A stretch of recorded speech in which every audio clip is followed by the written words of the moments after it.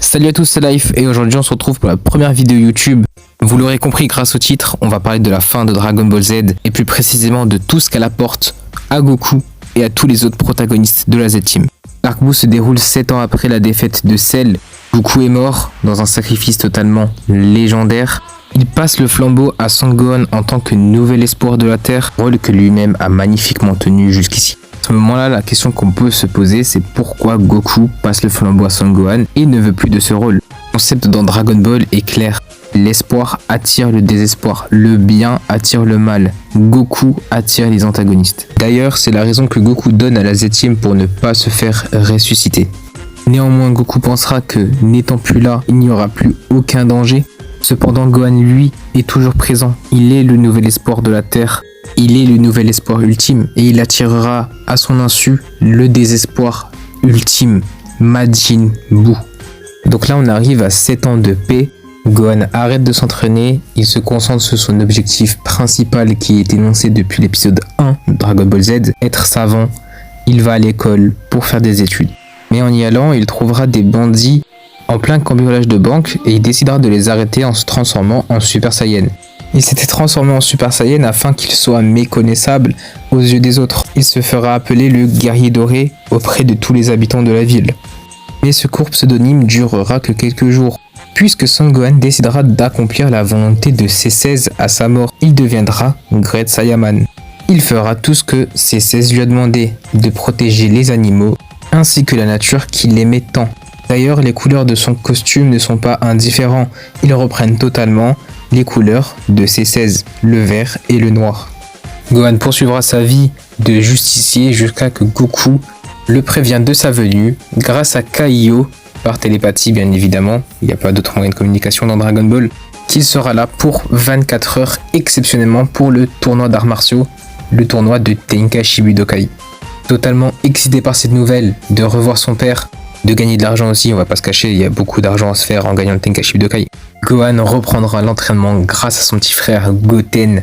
Je vous passe les détails de l'entraînement, c'est pas totalement ce qui m'intéresse, je pense que vous avez vu Dragon Ball si vous regardez cette vidéo. L'entraînement de Videl, l'entraînement de Goten, l'entraînement de Vegeta, tout ça on sait. Le tournoi commence, c'est bien drôle, c'est cool, le combat Goten-Trunk était totalement incroyable. Quand arrive tout à coup le combat de Videl contre Spopovich.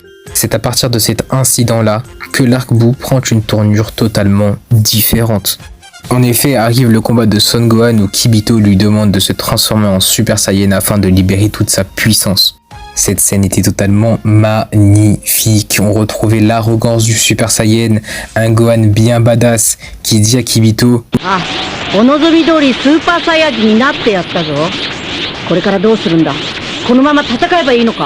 « Cette scène était juste ouf. Gohan se fera totalement immobiliser afin que Yamu et Spopovich lui volent toute son énergie.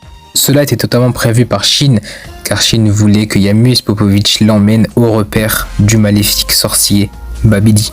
La Z-Team quittera le tournoi afin de poursuivre Yamu et Spopovich jusqu'au repère de Babidi, car Shin avait totalement besoin de leur aide. Il savait qu'il n'avait pas la puissance nécessaire pour arrêter Babidi et Majin Buu. D'ailleurs, il avait totalement raison. Je vais devoir encore passer ce qui s'est passé dans le vaisseau spatial. Sinon la vidéo sera beaucoup trop longue et c'est pas totalement mon but. Moi je suis là pour vous expliquer clair et précisément. On arrive donc après le combat contre Dabra. Vegeta vient de se faire contrôler par Babidi. Il devient Majin Vegeta. D'ailleurs, j'ai pas envie de vous expliquer Vegeta, pourquoi, etc. L'acceptation, nanani nanana. Tout ça, je le laisserai pour une seule vidéo sur Vegeta parce que son développement est beaucoup trop incroyable et beaucoup trop complexe pour tout vous expliquer maintenant dans cette vidéo. Et ce n'est pas le but encore une fois. On vient donc au combat de Goku et Vegeta. Goku Super Saiyan 2 contre Vegeta Super Saiyan 2. Le combat du siècle. Il était totalement magnifique, incroyable. J'ai pas les mots pour le définir. Je vous l'expliquerai, mais dans la vidéo de Vegeta. Pendant ce combat, Boo est libéré. Il se bat contre Son Gohan et il le bat. Au réveil de Son Goku, Vegeta n'est plus là. Il vient de se sacrifier en vain contre Majin Buu.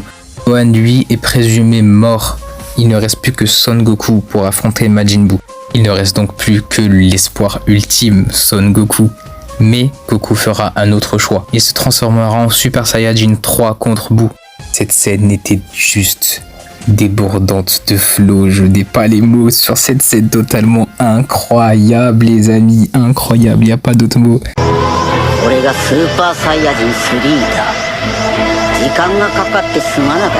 Après ça, on apprend que Son Goku pouvait totalement éliminer Majin Buu à cet instant-là.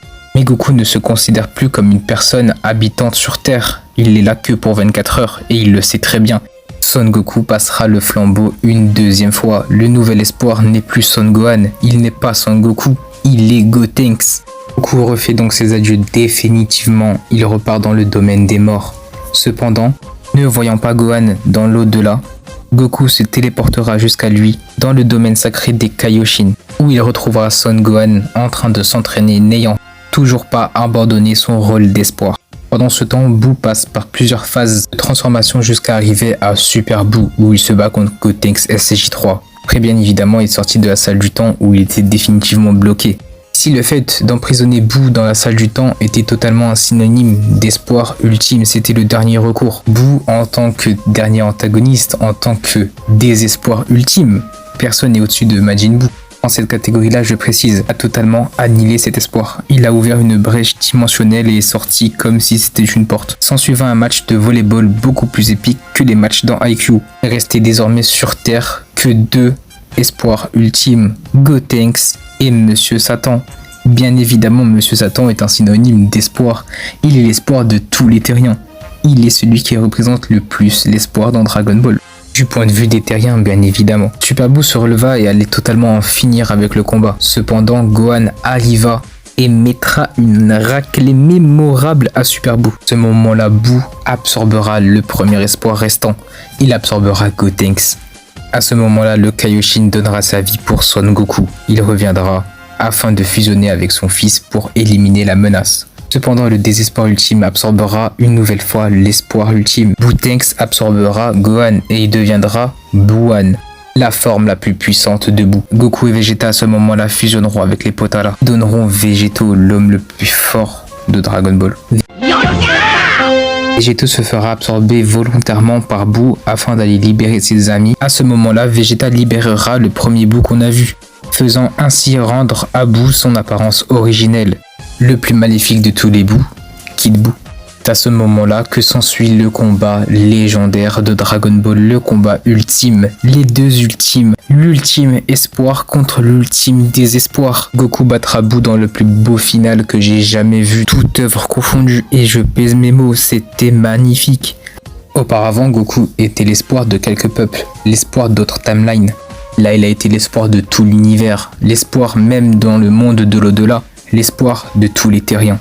Et qui d'autre que Son Goku pour porter sur ses épaules le poids de toutes ces personnes, l'espoir de toutes ces personnes.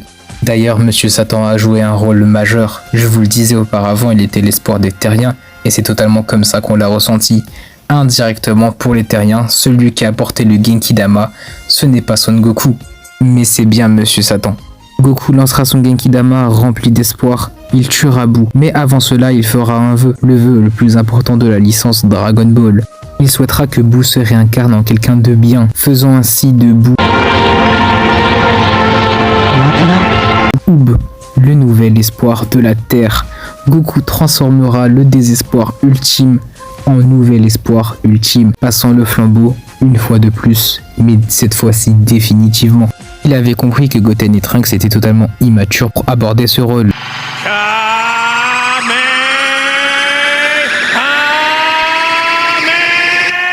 Gohan, lui, n'était totalement pas fait pour ça puisqu'il avait d'autres projets. Il fallait quelqu'un d'autre, quelqu'un qui l'aurait formé lui-même comme avec Son Gohan. Et Oob remplissait totalement les codes. Ce petit gamin pur et insouciant lui ressemblait totalement. Voilà, c'était tout pour moi. J'espère que la vidéo vous a plu. Moi, honnêtement, j'ai kiffé la faire. Si vous avez des questions, n'hésitez pas à venir. J'y répondrai avec grand plaisir. Abonnez-vous pour plus de vidéos dans ce style-là, avec d'autres œuvres, bien évidemment. Moi, je vous dis, portez-vous bien et à la prochaine.